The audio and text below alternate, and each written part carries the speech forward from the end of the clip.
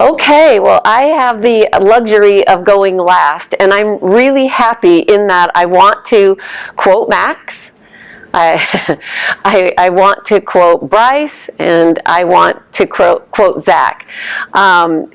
Some of what I want to build off of what they have said, and then for those who are watching on video, because I know this is all being videotaped, I almost want you to go backwards and watch and listen through the lens of what I want to talk about today.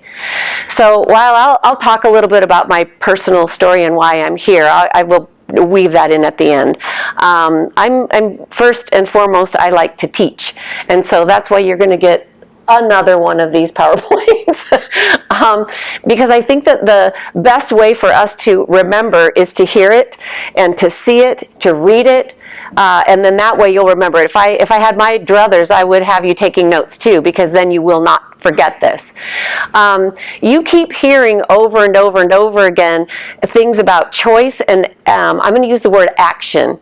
It's up to you. It's your choice. The military gives you a do. And if I didn't know what to do, they trained me over and over and over, running in place so I'd get off the... But what happens when you meet an event in your life for which you don't have a do? We get really stuck.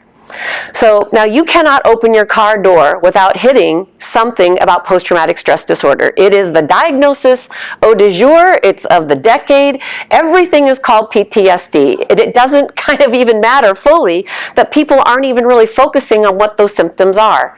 You've heard me say this before. There are those out there who are much more learned than me, maybe a little less, who will say to you that once you are diagnosed with post-traumatic stress disorder, that you are sort of forever damaged. And a lot of people do think that.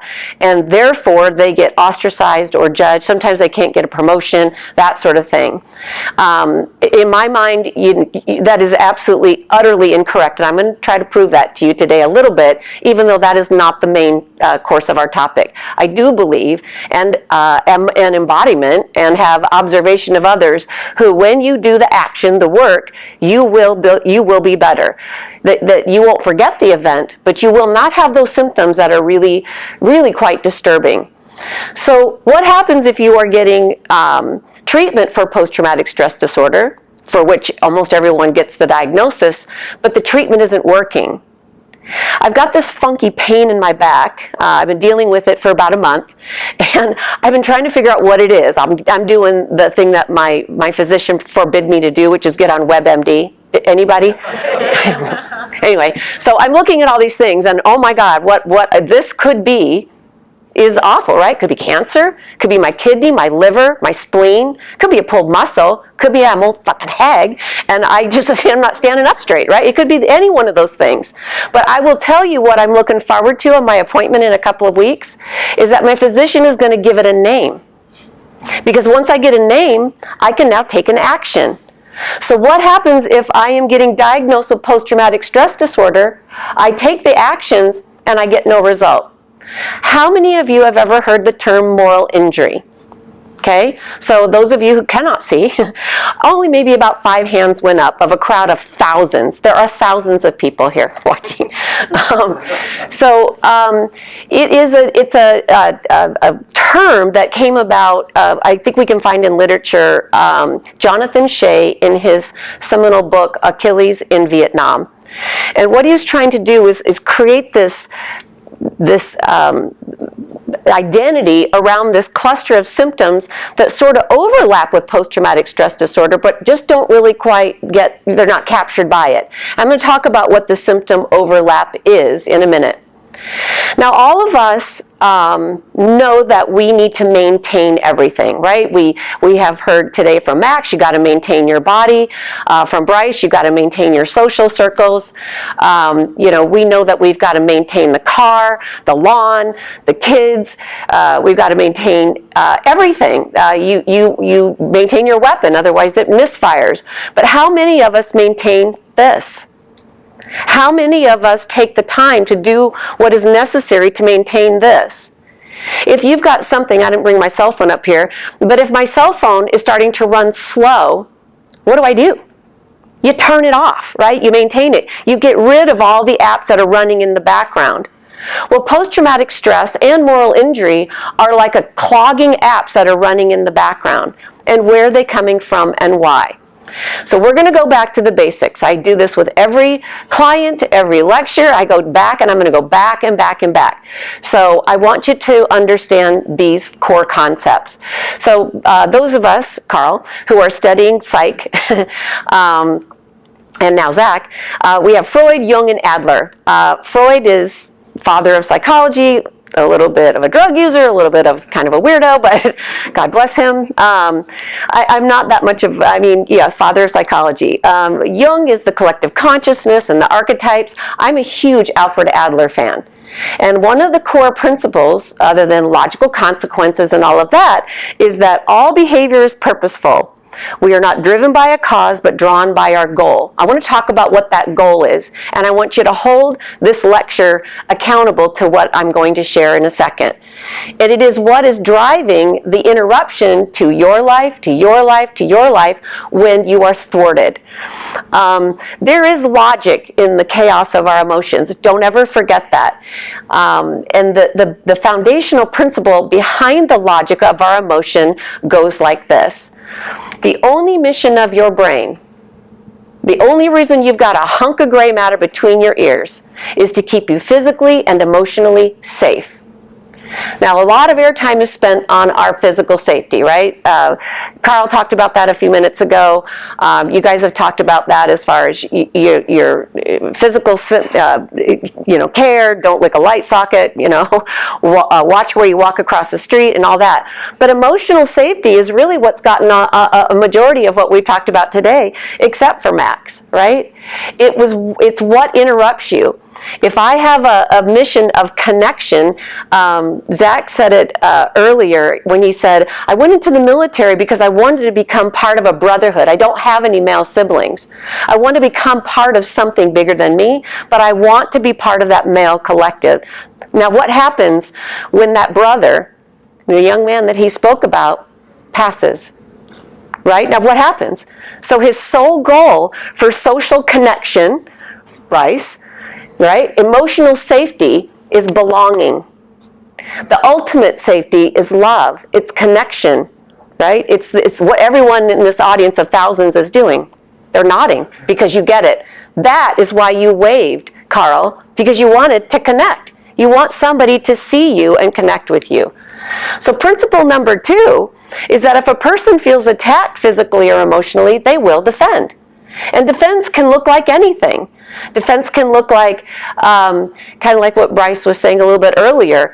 I want to connect and I want to belong. And if I feel like, the subject is going to be so much on you, I want to jump in and I want to connect with you in that way. I want to be not unseen. It can look like crossing your arms, rolling your eyes. Teenagers, anyone?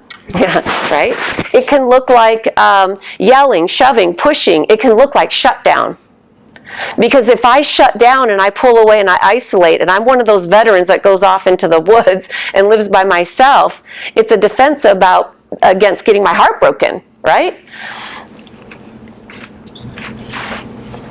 The brain makes meaning out of everything.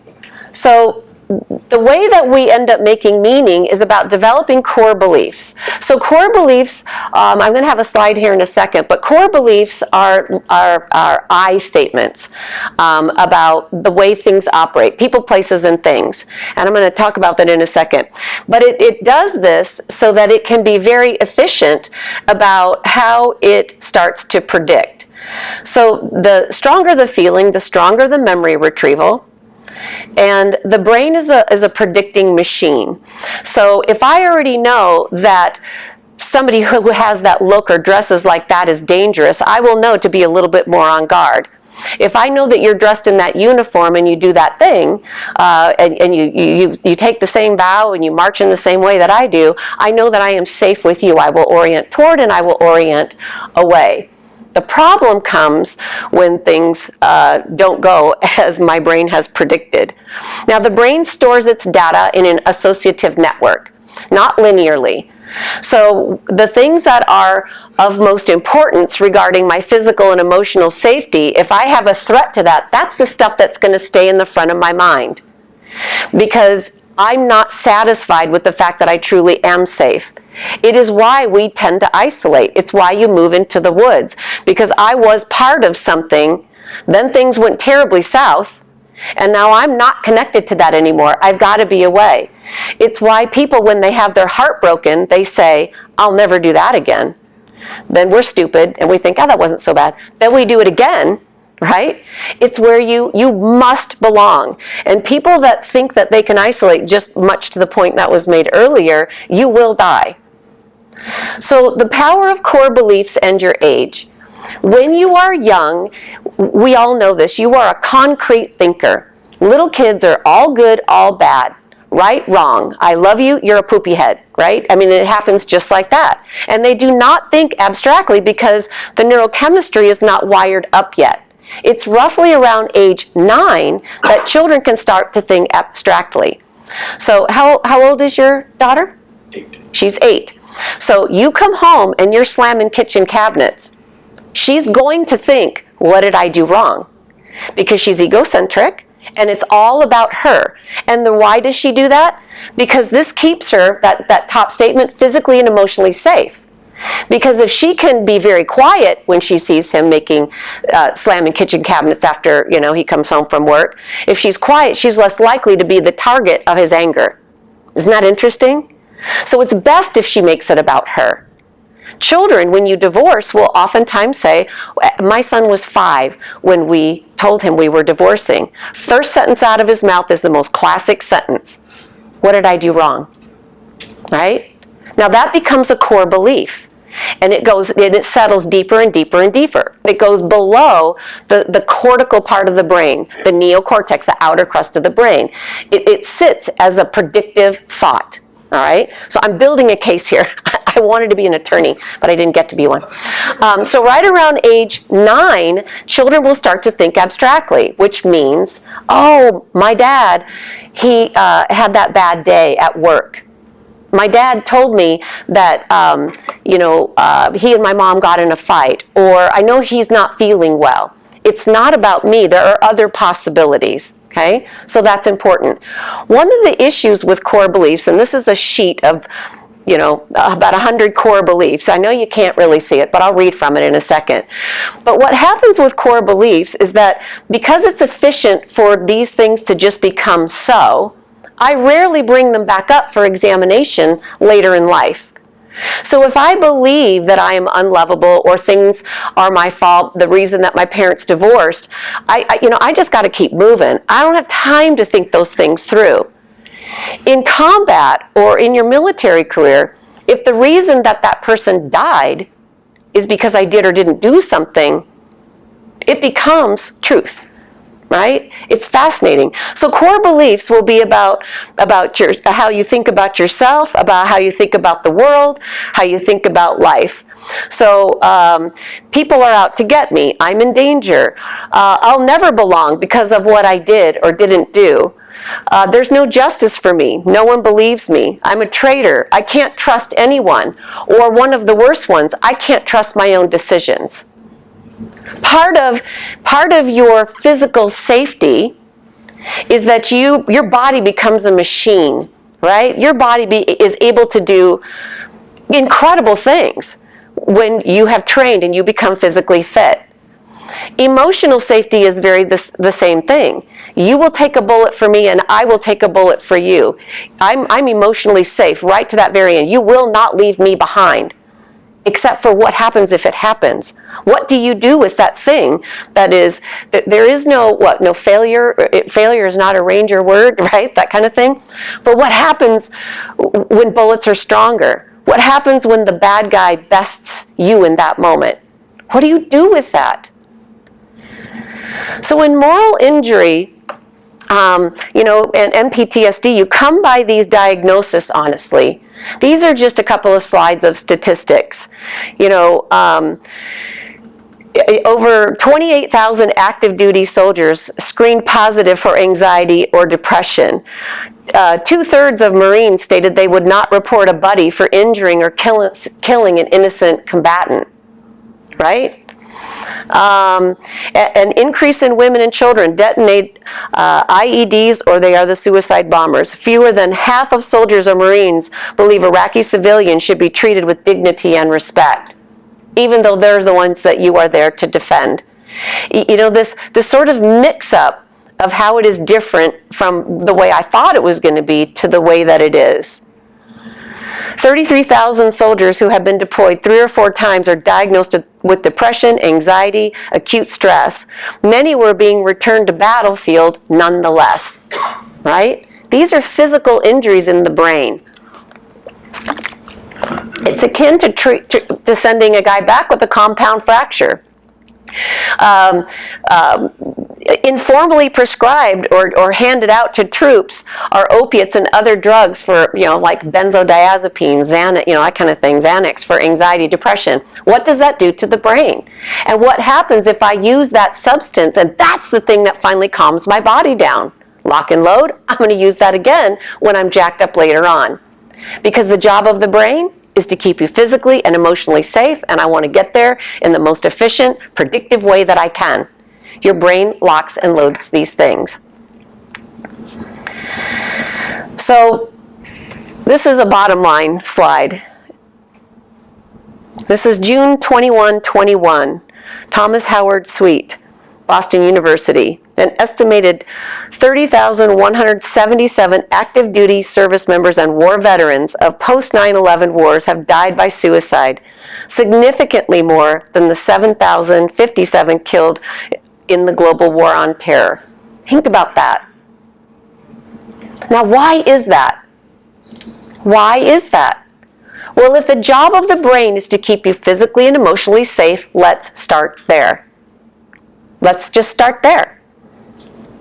Let's separate terms, moral injury from post-traumatic stress disorder. So this is a down and dirty way of looking at it. Post-traumatic stress disorder is a fear-driven reaction. It's a normal reaction to a very abnormal situation, life-threatening or deeply emotionally threatening event, right? So the symptom clusters are going to be avoidance, numbing, replaying of the events, that sort of thing. It's fear-driven. Whereas moral injury is associated with being the agent of. You either did or didn't do something, and it is more shame and guilt-driven. Now, we know psychologically that shame is one of the most deadly emotions we can feel. It's purposeful. It's necessary because nobody wants to feel it. So we shame our little kids, right? Because we want them to sting a little bit. Because if I pull my attention away from my kid because I'm ashamed of you, if the child's core need is to connect to me, they're going to alter their behavior in order to get back to me, right? It's normal. It's what we do. But what happens if there is no route back? You know, in life, there's almost a second chance for everything, right? You get a divorce, plenty of fish in the sea, right? If I get fired, get another job, clean up that resume, take a class, go do something. If I get fat, go to the gym, right?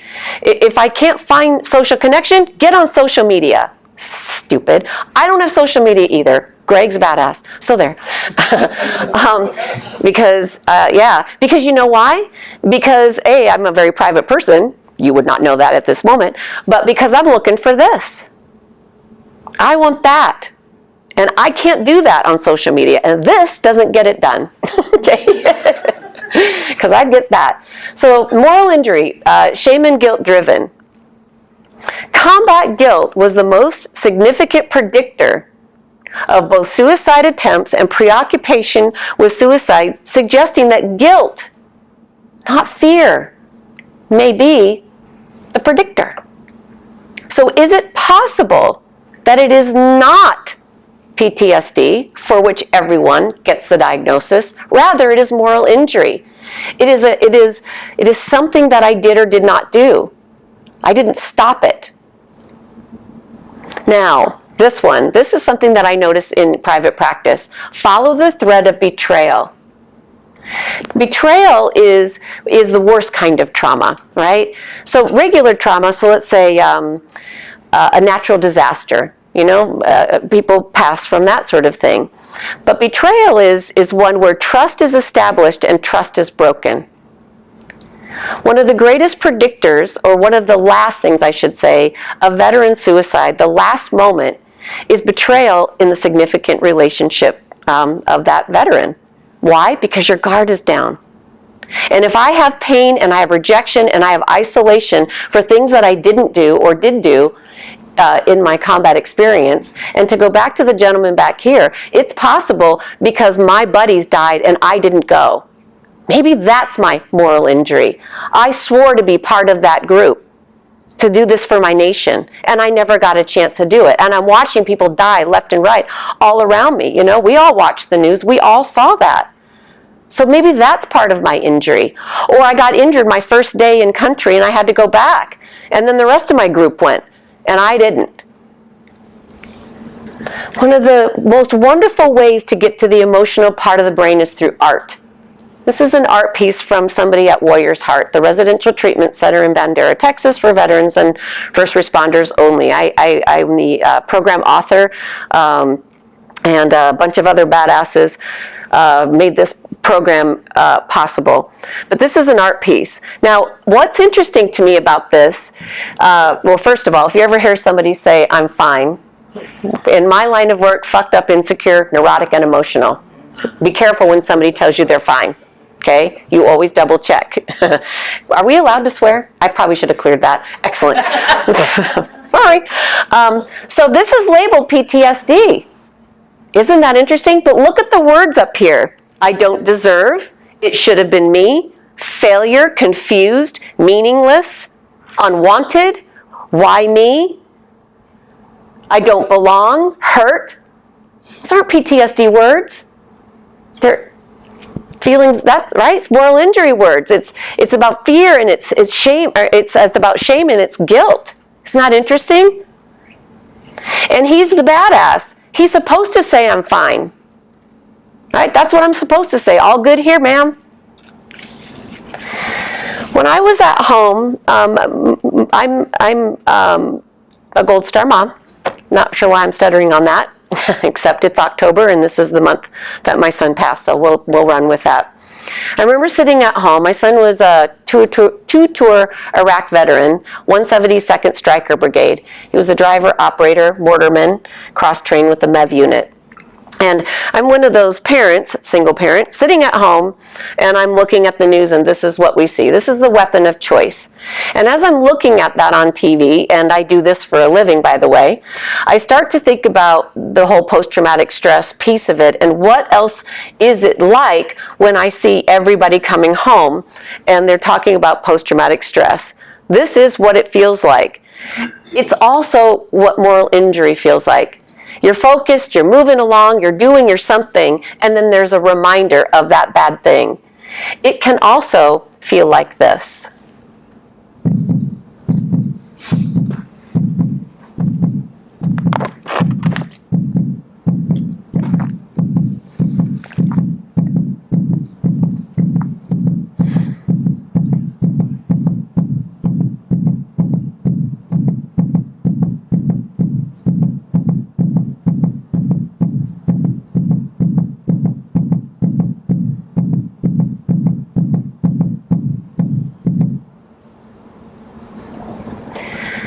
Now, if the job of my brain is to keep me physically and emotionally safe, and I am trapped, what's the ultimate escape?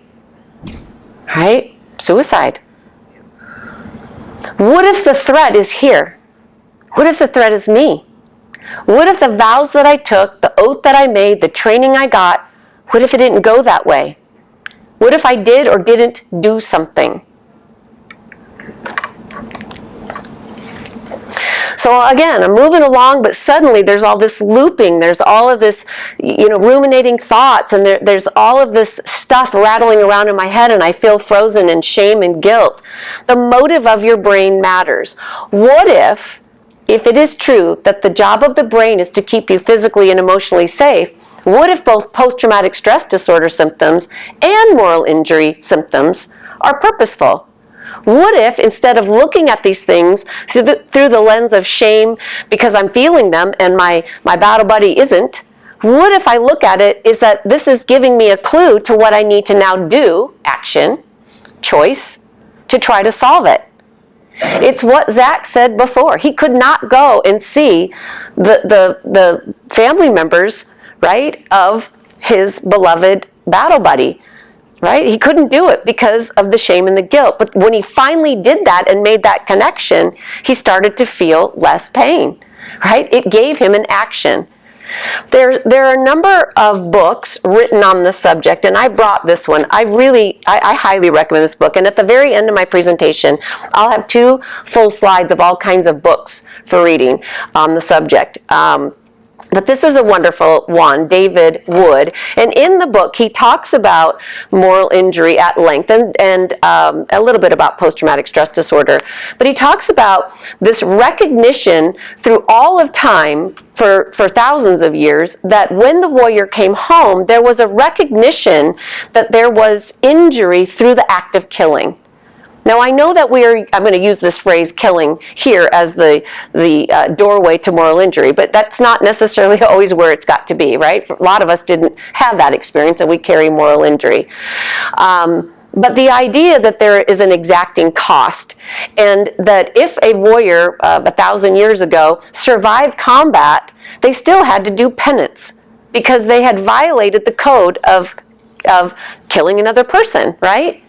And the fact that you survived it means you still have to pay. They recognize that killing alters a human being. But in our attempt, and I'll just say this culture, to try to sanitize and make okay the idea of going to war, we are a country that protects and that serves. So how is it that we find ourselves there? You know, we go, after 9/11, right? I'm going to go there and I'm going to get back, what was done to us. I'm going to bring the battle to them so that we don't have to have it here. It's interesting. But what happens when I come home from my service and people are calling me a hero and they're not recognizing that I'm carrying the pain for what I did? 1,000 years ago, societies acknowledged that killing in wartime imposed a moral cost on warriors, and however odd their methods might seem, they did recognize and honor that moral pain and offered healing. Today we send the young into war, and when they return they call them heroes and ignore whatever moral struggle they bring home. Any moral or spiritual cleaning up we leave to the individual. If the wounds of killing are disabling enough, we label them as mental illness and the injured off to the VA to be cured with therapy and drugs. It's a tragic loss for everyone. From that same book. What if we turned and we looked at the moral injury, and I'm going to give you an exercise that comes from some brilliant people that we use at Warrior's Heart with much success. So let's go back to the basics. The motive matters. Why you joined, your goal, why you went to war for all those reasons, and your expectations about what that was going to look like. We read comic books and we play video games and we watch all these war movies and we think this is how it's going to be. But that's not how it is. It's pure chaos. There's a wonderful man, Magnus Johnson, Mission 22. I love this statement. He says, expectations are front-loaded resentments. Things don't turn out the way that we thought they would in marriages. And I'll say, as a parent, I did not expect for my son to precede me in death. I did not expect that when he survived a war on the battlefield, that when he got home, he would not survive the war here.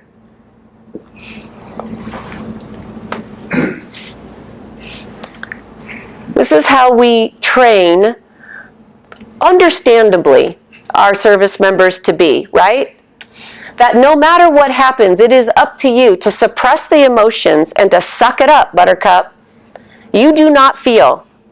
If you are male in this culture, we start that doctrine at age 4. Mamas will stop pulling their attention, their physical attention away from their little boys, right? If I'm a twin with a brother and I skin my knee and he skins his, she'll pull me up on her lap and comfort me, but not him. Brush that off, you're fine, right? We start this doctrine early.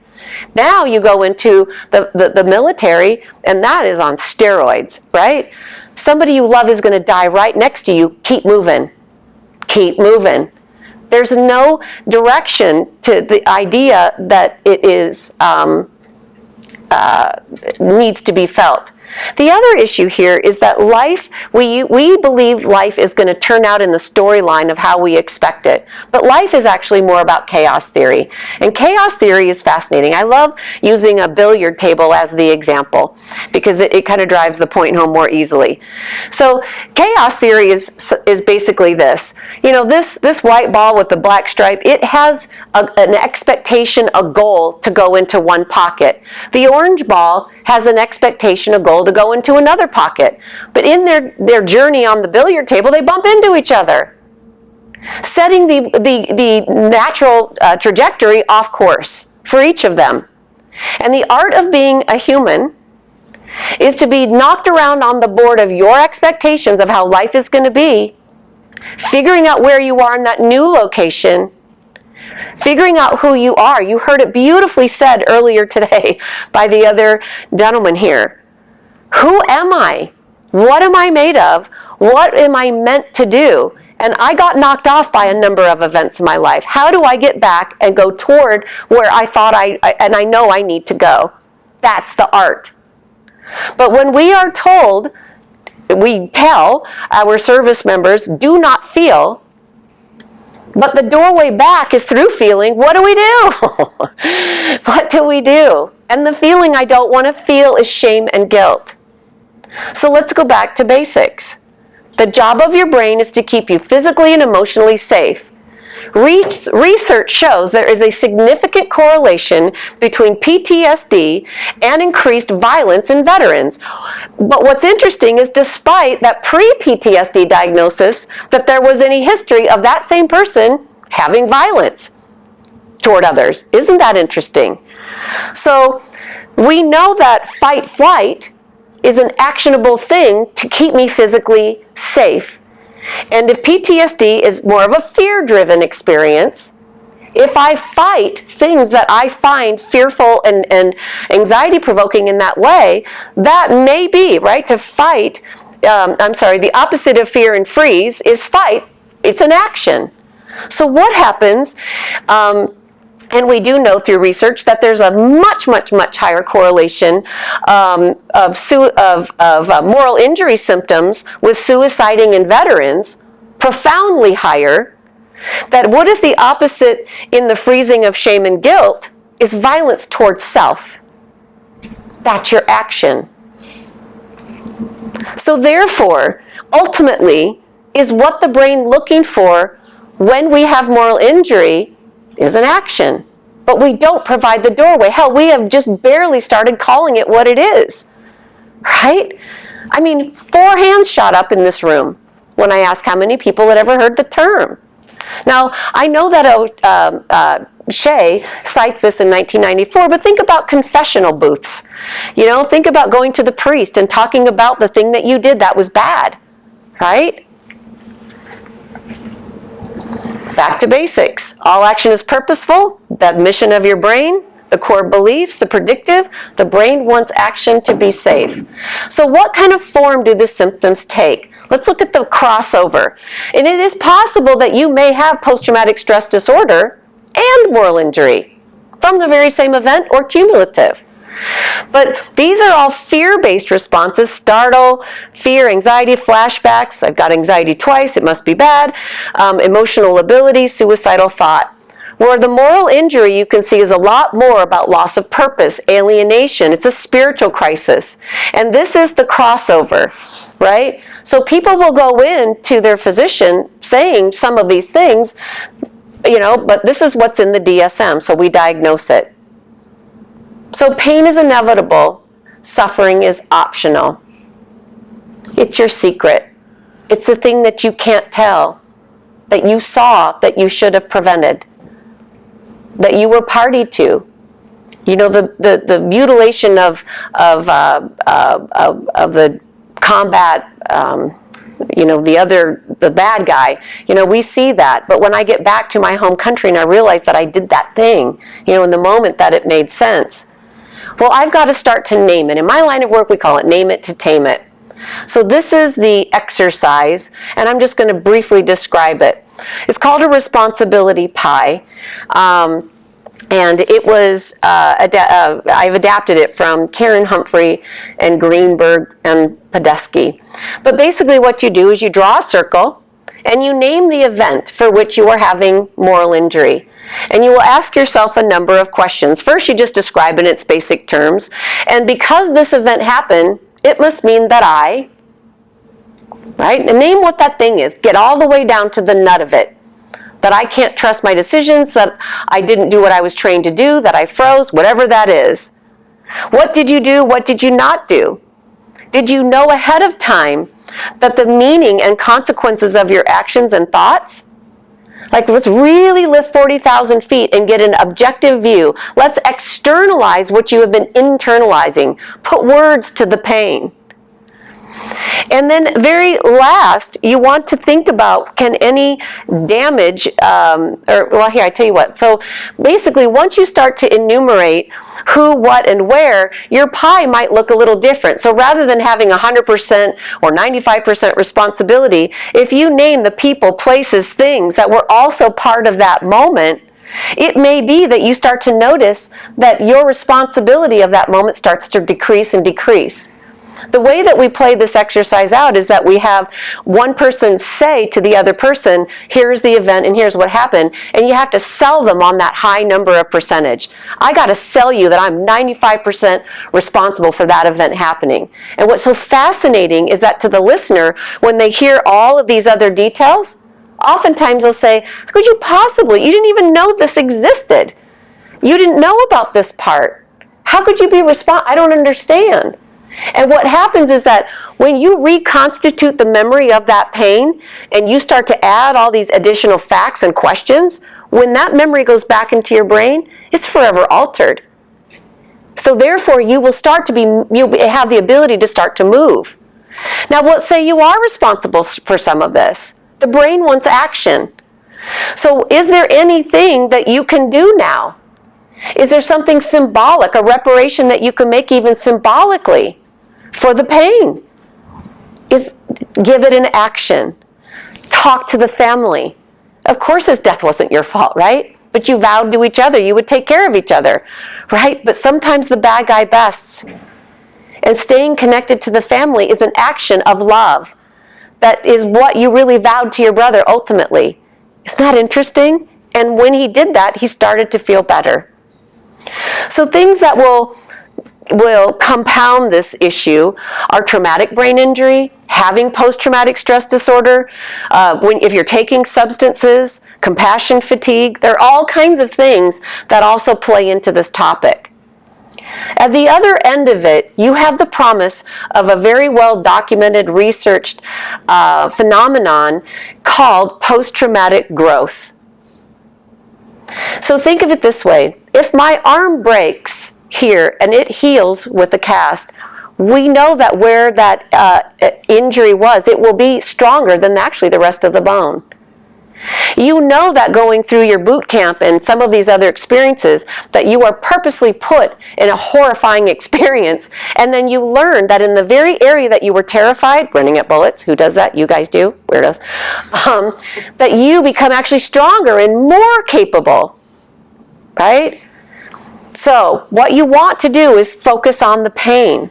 Your brain every single day updates its hard drive. And the things that were upsetting to you for one day, as you dream and digest and contemplate it, those things go into the adaptive system. This is my son.